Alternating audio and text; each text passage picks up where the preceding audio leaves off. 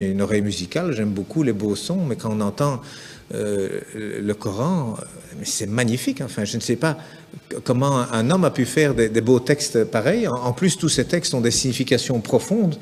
Il n'y a pas une erreur. Il y a des gens, des médecins, des scientifiques qui ont fait des erreurs, des recherches sur ces livres saints. Ils trouvent des erreurs dans la Torah, ils trouvent des erreurs dans la Bible, et ils n'en trouvent pas dans le Coran. Rien.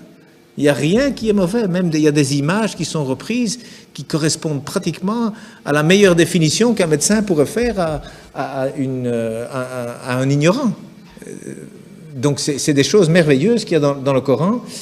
Et en plus, moi j'ai découvert récemment la formule de la beauté, comme on dit, c'est-à-dire qu'aujourd'hui la beauté c'est quelque chose qu'on calcule mathématiquement, hein, donc il y a des formules pour savoir jusqu'où il faut mettre du rouge à lèvres, jusqu'où est-ce qu'il faut épiler les sourcils. Il y a un coin à respecter qui va du coin de la bouche, le long du nez, jusqu'au coin de l'œil et le début du sourcil. Donc ce qu'il y a là, il faut l'enlever. Et puis, il faut aller du coin de la bouche à l'autre coin de l'œil, jusqu'à l'autre fin de sourcil. Cet angle, il doit être exactement l'angle qui correspond à un rectangle où il y a cette proportion, la beauté mesurée, comme on appelle, que d'ailleurs Fibonacci a découvert lorsque les chiffres romains ont été éliminés et remplacés par les chiffres arabes. Alors, ils viennent d'Inde en réalité, hein, avec le sifr, le zéro. Hein, en arabe, ça s'appelle le sifr.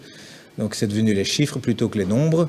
Et puis, Fibonacci l'a découvert avec ces chiffres. C'est formidable, on peut faire des calculs infiniment grands et puis avec la virgule infiniment petit. Et il a découvert comme ça que la pyramide de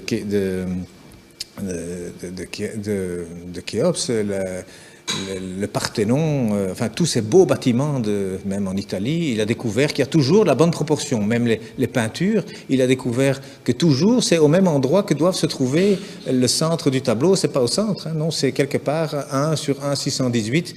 Donc il y a des proportions. Eh bien aujourd'hui on retrouve, la Mecque se retrouve sur la terre aujourd'hui. Hein, lorsque vous avez 1 et 1,618, eh bien cette ligne, elle passe à travers la Mecque, à travers la Kaaba au mètre près. Et la distance entre la Kaaba et le pôle Nord fait 1, et entre la Kaaba et le pôle Sud fait 1,618. Ça veut dire qu'Abraham, il a abandonné sa femme, enfin sa servante Hajar, avec son fils Ismaël. Elle a dit, pourquoi ici? Dieu m'a dit ici. Donc il semble qu'aujourd'hui, c'est par rapport en tout cas, et c'est même lié au village de Greenwich, qui a servi à dessiner la carte de cette terre, hein, parce que le milieu, c'est Greenwich. Eh bien, c'est considéré là comme le centre de beauté que tous les peintres utilisent aussi. D'ailleurs, depuis Leonardo da Vinci, il a dessiné des tas de choses. Vous savez, le corps, 1,618. Le nombril, il est à 1 mètre du sol. La taille idéale, c'est 1,618 m. Donc, il y a plein de choses. Les dents même, la dent du milieu, elle fait 1,618. À côté, elle fait 1. La bouche, elle fait 1,618. Le nez, il doit faire 1. Et il y a des chirurgiens esthétiques aujourd'hui qui utilisent ces mathématiques pour corriger les visages. Eh bien, il y a un verset qui contient la Mecque dans le Coran. Hein, eh bien, le verset, il fait 47 lettres, divisé par 1,618, ça fait 29. Pile poil le début du mot Mecca. Enfin, c'est un bas de Becca, mais c'est pile poil à cet endroit-là. Donc, je veux dire, quand on découvre des choses comme ça, et il y en a encore hein, dans le Coran, il y a des vérités comme ça mathématiques, on se dit, c'est quoi ça? C'est pas un homme, il n'avait pas d'ordinateur, hein, le prophète, il n'en avait pas, c'est sûr, c'est certain, ça c'est vraiment une vérité, on n'a jamais rien retrouvé d'informatique à l'époque, c'est sûr. Et ça a déjà été testé, à mon avis, 1 million de fois. Ça fait partie de la science exacte. Mais cet homme, d'où est-ce qu'il a cherché ce texte? Il y a plein de choses comme ça. Alors le premier message, d'ailleurs, il faisait 19 mots. Le premier message faisait 19 mots, Bismillahirrahmanirrahim, fait 19 lettres.